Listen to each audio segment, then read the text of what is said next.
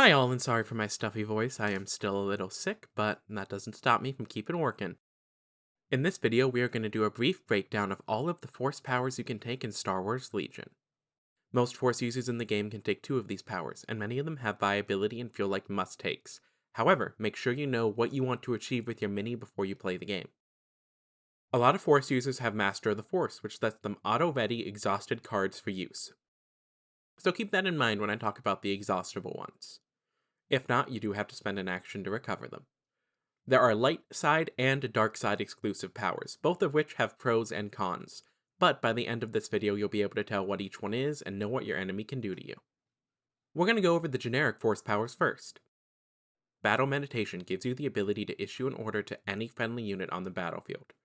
If you are building a list that has units that will be infiltrating or be out of line of sight of your commander for most of the game, this can be pretty useful. It is not an exhaustible card, so it can be used every turn. This can be used pretty well to make sure Rebel Pathfinders have an order on turn 1 or 2, if you're not bringing another commander or operative that can issue orders and infiltrate as well. Force Lift lets you place a barricade at range 1 at deployment, and then use a free action to move it within range 1 and height 1 of its current position. With current cover rules, this is surprisingly good as it can get you light or heavy cover for pretty much the entire game. Burst of Speed lets you upgrade your movement to Speed 3, but makes you gain 1 Immobilize token, which reduces your movement by 1 set. So move 3 becomes move 2 becomes move 1 becomes move 0, you can't move at all. It is also a one-time use item. However, 2 Speed 3 moves across the board and then meleeing something as Vader is destructive. Force Reflexes let you gain a dodge token and is exhaustible. It's a good card to take if you don't already have dodge token generation somewhere else. Saber Throw gives your Force users a ranged 1 to 2 attack, and it does half your weapon's attack dice. But considering that it lets you get in an attack you otherwise wouldn't be able to, it can be pretty useful to take.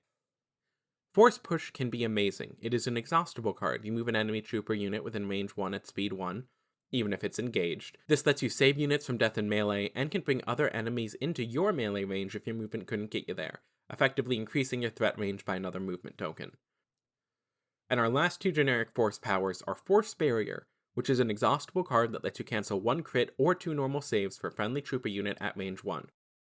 This can be very useful, but is a little weak that you can't use it on yourself. But if you have something that's delicate and you want to stay alive, and you keep your Jedi or Sith or related force user around them, it's a pretty good way to get more survivability on your units.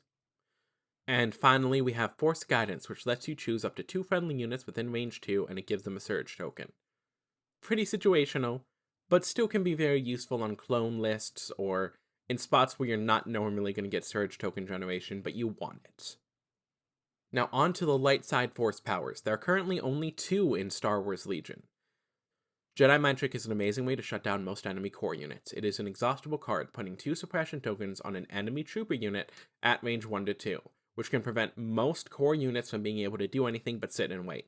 However, with the recent changes to Panic removing the run towards board edge, it's not as good as it used to be. Still a pretty good take. Hope gives Inspire 1, which isn't really the best use of a force power, as Inspire 1 can be gotten from other sources. Which is sad, as it is still a useful card, but most likely another force power can do something better for you.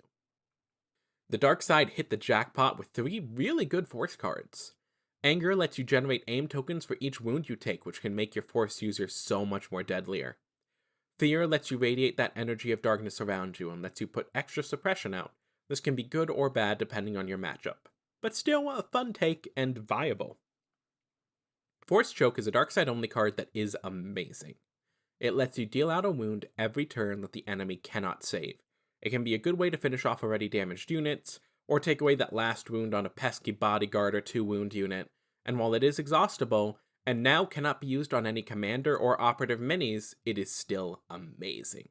And while all the force powers have uses, there are definitely ones that show more use than others, but taking what you think is best for your current build is always worth trying. Light side powers are definitely in need of revisiting or just being given a few new powers. It does kinda suck that they only have really one good must-take one, as Darkseid can find a place for each of their powers in a list way more easily. And thank you so much for watching this brief breakdown. Next time you see enemy force cards, hopefully you know what they do, maybe this made you realize there's a force card in the game you don't have yet that would be amazing for your list. Either way, I thank you guys for your patience with me and all of your support over the last few weeks. As I see the subscriber count tick up and the views on my videos tick up, I am amazingly humbled by how much support I've gotten, and I just want to thank all of you guys once again. Just thank you so much and have a wonderful day.